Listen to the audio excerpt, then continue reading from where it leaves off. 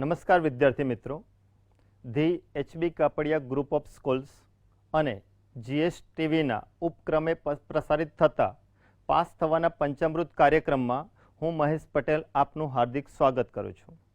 આજે વિદ્યાર્થી મિત્રો ધોરણ 10 સામાજિક વિજ્ઞાન વિષયની અંદર મહત્વપૂર્ણ 2 ગુણના પ્રશ્નોની ચર્ચા કરીશું. આમ જોઈએ તો ધોરણ 10ના સામાજિક વિજ્ઞાન વિષયના પેપરમાં પાર્ટ 2 ની અંદર સેક્શન બી જેના પ્રશ્નોની આજે આપણે અહીંયા ચર્ચા કરવાની છે. પાર્ટ બી ની અંદર સેક્શન બી છે જે કુલ 10 ગુણમાં પૂછાતો પ્રશ્ન છે કે જેમાં 5 પ્રશ્નો 2 ગુણના હોય છે. જે પ્રશ્નો મોટા ભાગે પ્રકરણ 11 થી 22 સુધીમાં પૂછાતા હોય છે. તો અહીંયા જે મહત્વપૂર્ણ પ્રશ્નો છે અને આ પ્રશ્નોની તમે કેવી રીતે તૈયારી કરશો એના સંદર્ભે આપણે ચર્ચા કરીશું. પહેલા જોઈએ તો પ્રકરણ 11 ની અંદર મહત્વપૂર્ણ પ્રશ્નમાં બહુહેતુક યોજના એટલે શું?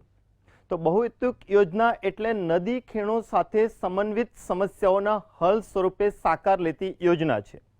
આ યોજનાના મુખ્ય હેતુઓ જોઈએ તો નદીઓમાં આવતા પૂરને અટકાવવા, દુષ્કાળનું નિવારણ કરવું, એનાથી બંધ બાંધવાથી એક કૃત્રિમ જળાશય રચાય કે જેની અંદર સહેલગાહ સ્થળ તરીકે અને માછીમારી પ્રવૃત્તિ તરીકે ઉપયોગ થઈ શકે. બંધ દ્વારા જે પાણી સંગ્રહિત થાય છે એનો સિંચાઈ ક્ષેત્રે, ઔદ્યોગિક ક્ષેત્રે ઉપયોગ થઈ શકે છે.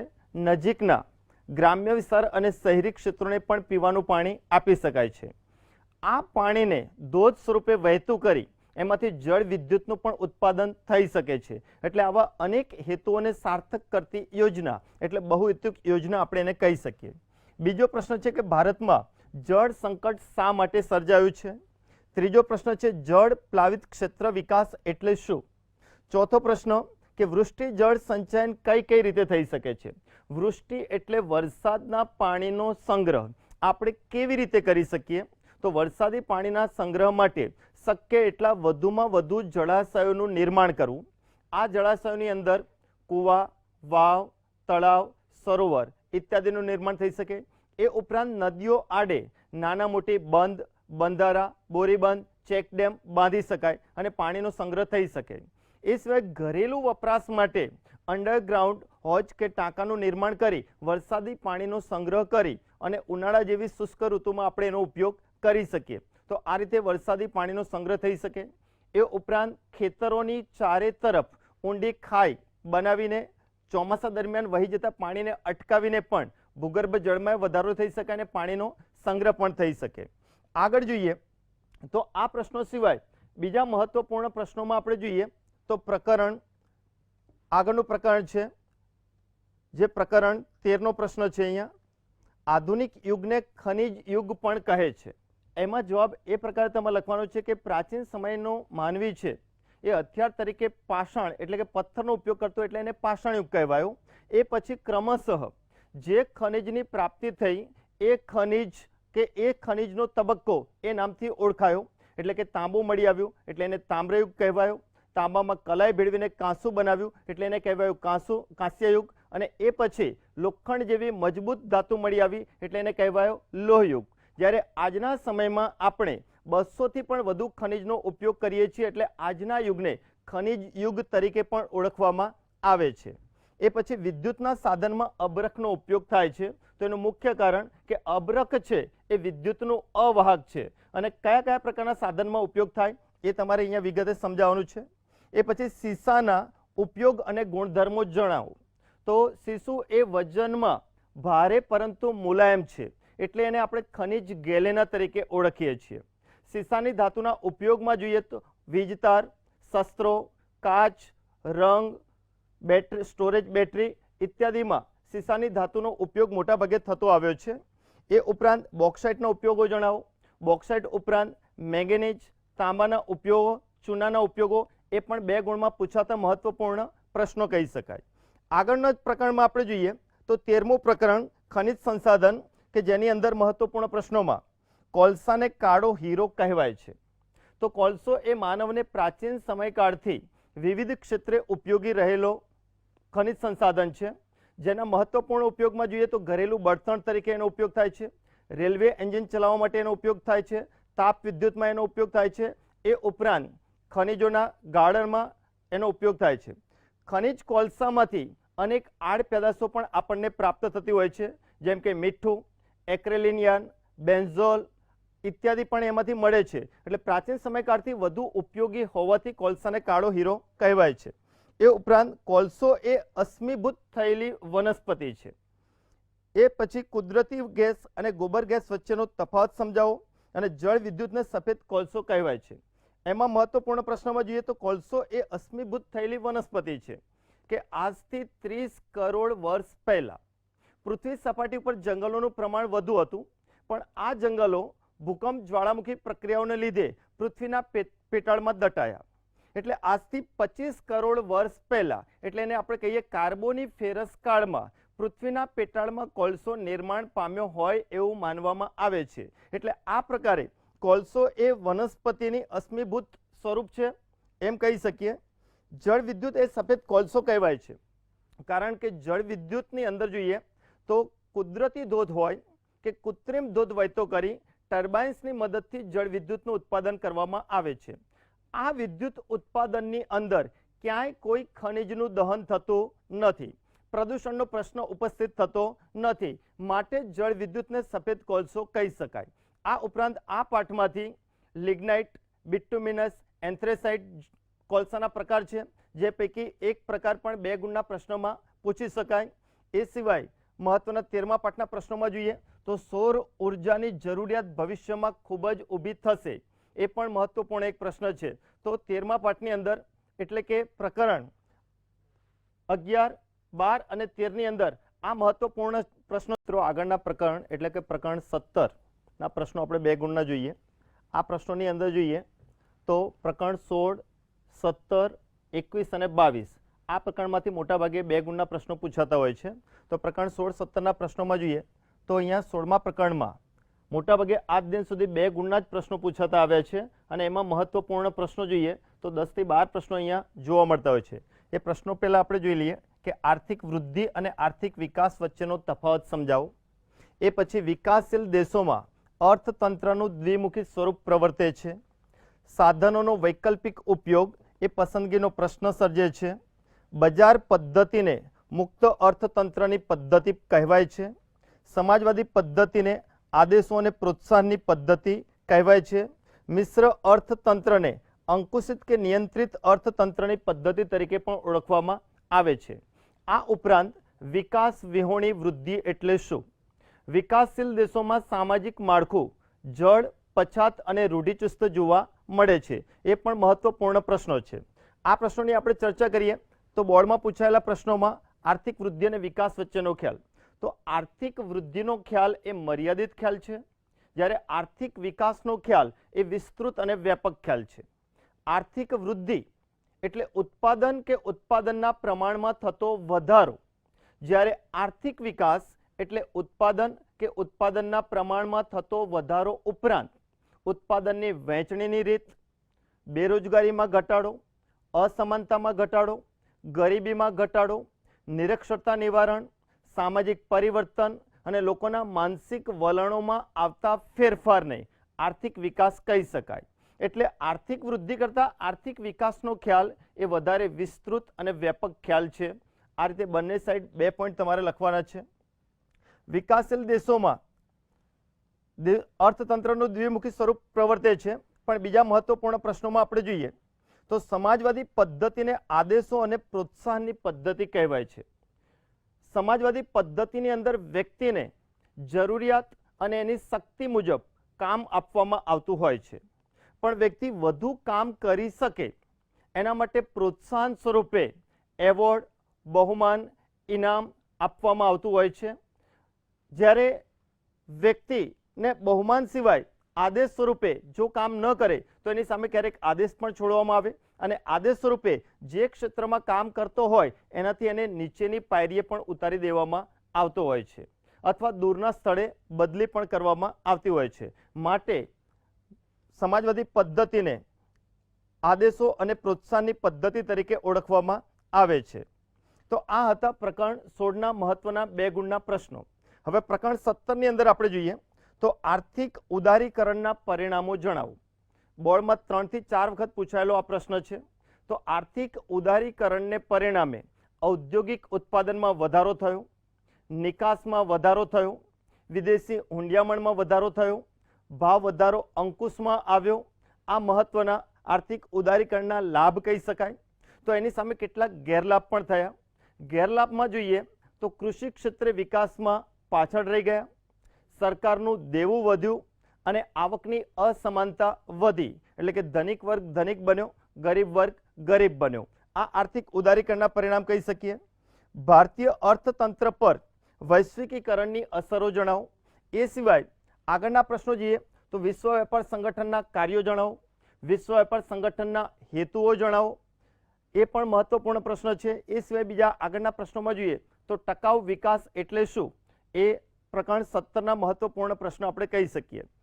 પ્રકરણ 20 આગળના પ્રકરણમાં જોઈએ તો 18 અને 19 કે જ્યાં મોટાભાગે 5 ગુણના પ્રશ્નો પૂછાતા હોય, એક પાઠમાંથી 5 ગુણનો પૂછાય તો બીજા પાઠમાંથી 3 ગુણનો પ્રશ્ન પૂછાતો હોય, જેને કારણે 2 ગુણના પ્રશ્નો ભાગ્યે જ અહીંયા જોવા મળતા હોય છે.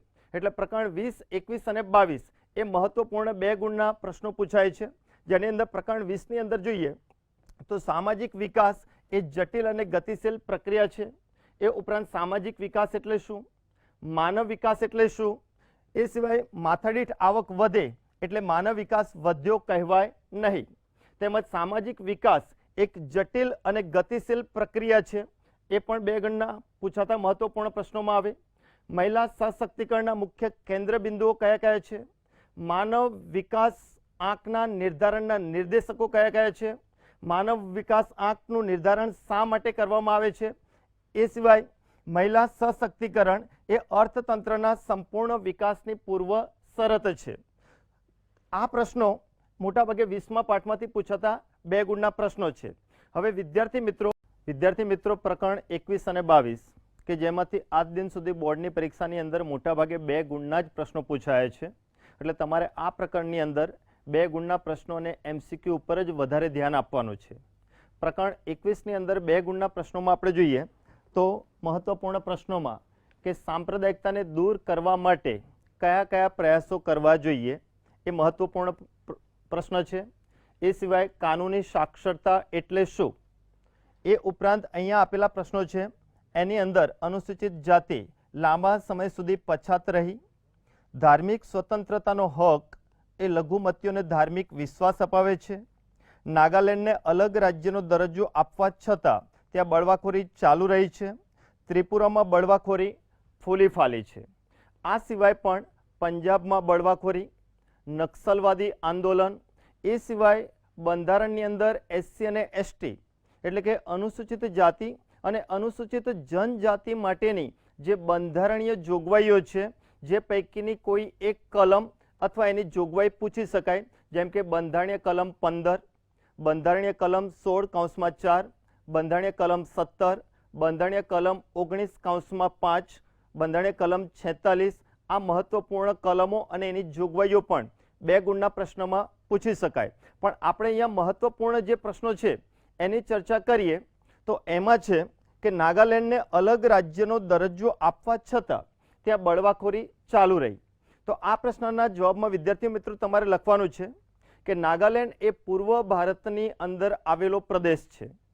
અહીંયા નાગા જાતિના લોકોએ અસમમાંથી પોતાને અલગ નાગાલેન્ડ રાજ્ય મળે કે જે નાગા જાતિના વિસ્તારોને સમાવતું અલગ નાગાલેન્ડ રાજ્ય મળે એના માટે એ લોકોએ બળવાખોરી શરૂ કરી. આ બળવાખોરીને શાંત કરવા માટે ભારત સરકારે 1961માં અલગ નાગાલેન્ડ રાજ્યનો સ્વીકાર કરી લીધો અને ત્યાર પછી 1963માં અલગ નાગાલેન્ડ રાજ્ય બનાવી દેવામાં આવ્યું. થોડા સમય માટે નાગાલેન્ડની અંદર બળવાખોરી પ્રવૃત્તિ શાંત થઈ ગઈ.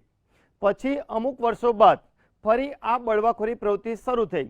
એનું મૂળ કારણ કે જે નાગાલેન્ડ રાજ્ય છે એની આજુબાજુ મણિપુર, મેઘાલય, અસમ, અરુણાચલ પ્રદેશ અને મ્યાનમાર કે જે પડોશી રાજ્યોમાં પણ કેટલાક નાગા જાતિના વિસ્તારો હતા, એ વિસ્તારોને નાગાલેન્ડમાં ભેળવી દો અને નાગાલેન્ડને બૃહદ નાગાલેન્ડ બનાવી દો, એમ બૃહદ નાગાલેન્ડની માગણી સાથે આજે પણ બળવાખોરી ચાલુ રહી છે. એ લોકોનું જે બળવાખોરી સંગઠન છે જેનું નામ છે national socialist council of Nagaland. એ સિવાય ત્રિપુરામાં બળવાખોરી ફૂલી ફાલી છે. તો ત્રિપુરા એ પણ પૂર્વ ભારતની અંદર આવેલું રાજ્ય છે, પણ આ એક એવું રાજ્ય છે કે જે 3 બાજુ બાંગ્લાદેશની સરહદથી ઘેરાયેલું છે.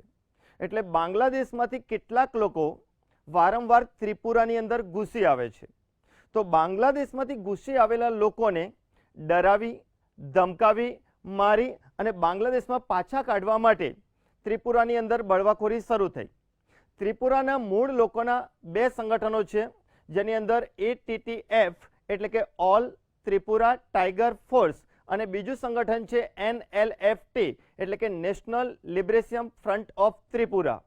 તો આ રીતે બંને બળવાખોરી સંગઠનો એ મૂળ ઘૂસી આવેલા બાંગ્લાદેશીઓ વિરુદ્ધ કામ કરે છે.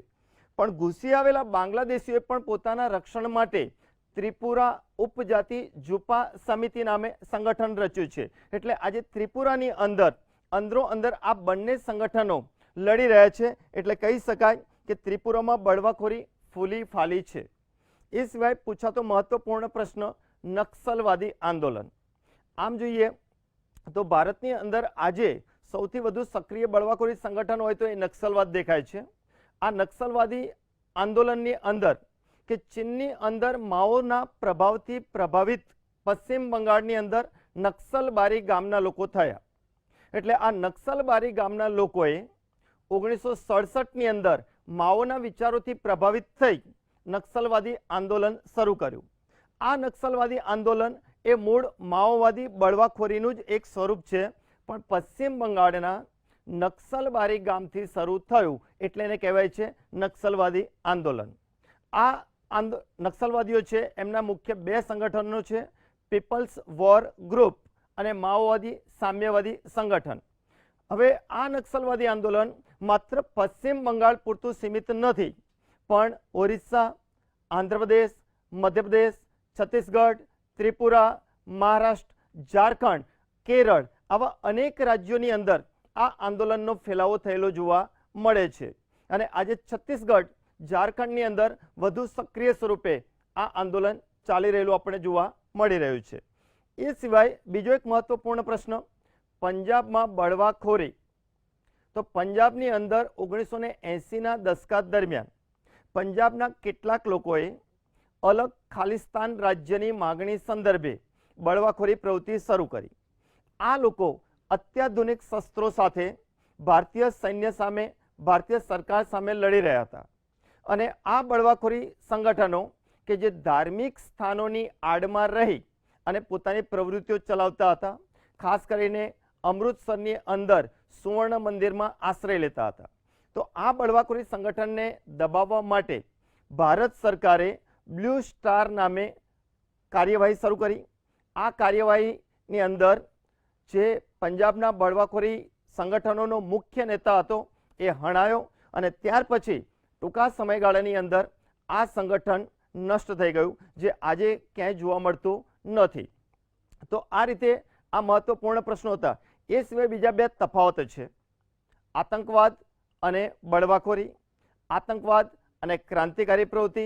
ભારતે આતંકવાદનો કેવી રીતે સામનો કર્યો, આ પ્રશ્નો પણ આતંકવાદને લગતા મહત્વપૂર્ણ પ્રશ્નો કહી શકાય. જેમાં આપણે જોઈએ બળવાખોરી અને આતંકવાદ. તો બળવાખોરી એ આતંકવાદનું નાનું અને સીમિત સ્વરૂપ છે, જ્યારે આતંકવાદ એ બળવાખોરીનું વિસ્તૃત અને વ્યાપક સ્વરૂપ છે. બળવાખોરી પ્રવૃત્તિમાં માત્ર સ્થાનિક લોકો જ જોવા મળે છે, જ્યારે આતંકવાદી પ્રવૃત્તિમાં સ્થાનિક લોકો હોય પણ ખરા અને ન પણ હોય.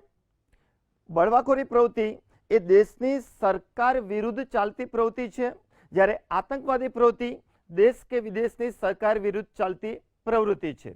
બળવાખોરી પ્રવૃત્તિ એ દેશના સીમાડાઓની અંદર ચાલતી પ્રવૃત્તિ છે, જ્યારે આતંકવાદી પ્રવૃત્તિ દેશના સીમાડાઓની અંદર અને બહાર અને વૈશ્વિક સ્તર સુધી ચાલતી પ્રવૃત્તિ કહી શકાય.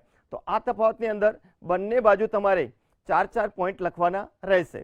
તો આ પ્રશ્નો હતા પ્રકરણ 21ના 2 ગુણના મહત્વના પ્રશ્નો. આગળ જોઈએ પ્રકરણ 22 કે જેના 2 ગુણના મહત્વના પ્રશ્નોમાં જોઈએ તો 2 વારંવાર પૂછાતા પ્રશ્નોમાં કે બાળક એ શ્રમનું સસ્તામાં સસ્તું સાધન છે. આમ જોઈએ તો બાળકને કામે રાખનાર માલિકનો એ વિરોધ કરી શકતું હોતું નથી. એટલે માલિકના કહ્યા મુજબ એ કામ કરતું હોય છે. બાળક પાસેથી બે રીતે કામ લઈ શકાય. એક તો લોભ લાલચથી કામ લઈ શકાય, એ ઉપરાંત ક્યાંક ધાક ધમકીથી પણ કામ લઈ શકાતું હોય છે. વત્તા બાળક જે કામ કરે છે એના કામના કલાકો નિશ્ચિત હોતા નથી અને એનું મહેનતાણું પણ નિશ્ચિત હોતું નથી. એટલે બાળકો કામ આપે અને એની સામે ઓછું મહેનતાણું આપવું પડે એટલે બાળક એ શ્રમનું સસ્તામાં સસ્તું સાધન બને છે.